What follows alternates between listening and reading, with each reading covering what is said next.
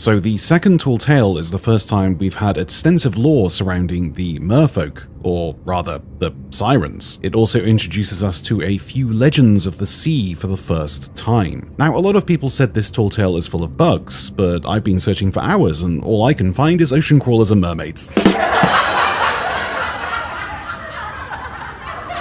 The Siren Kingdom. Who are the sirens? A song shared in unity by all merfolk kind that tells the story of their past beliefs and what they hold most dear. Being cut off from this collective song, the rage that these merfolk felt for what the land dwellers had done warped them into something dark. Their song was made anew, a sorrowful song, shared only by them, the song of the sirens. So that's cheerful.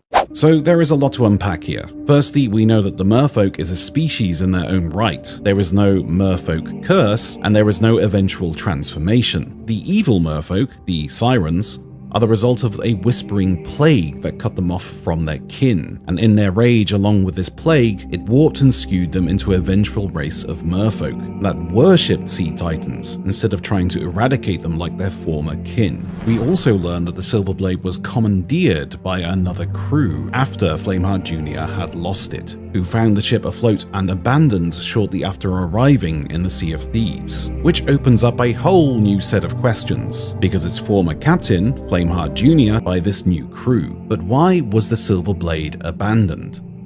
Probably because Junior spent 4 hours on a Gold Hoarder quest at Old Faithful Isle.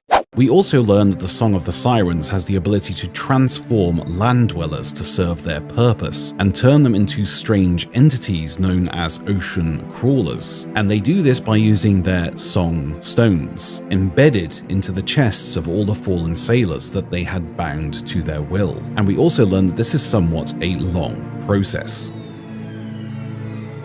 In the final moments of this tall tale, we free Gibbs and the rest of the Black Pearl crew, who are cocooned in the merfolk statues with one another. When the Whispering Plague came around and began to turn the peaceful merfolk into the savage sirens, the ancients and the merfolk began a war with the sirens. The sirens worshipped sea titans, the megalodons, the krakens, and anything else that roamed the seas in this time. So the first call of duty was to chain the Old Mother, the queen of the krakens. And just like a queen bee, the Old Mother was the only source of reproduction for the krakens. The merfolk, along with the help of the ancients, chained the Old Mother, leaving her to starve to death. This angered both the krakens and the sirens, and the war spread even further. He is, or was, a human.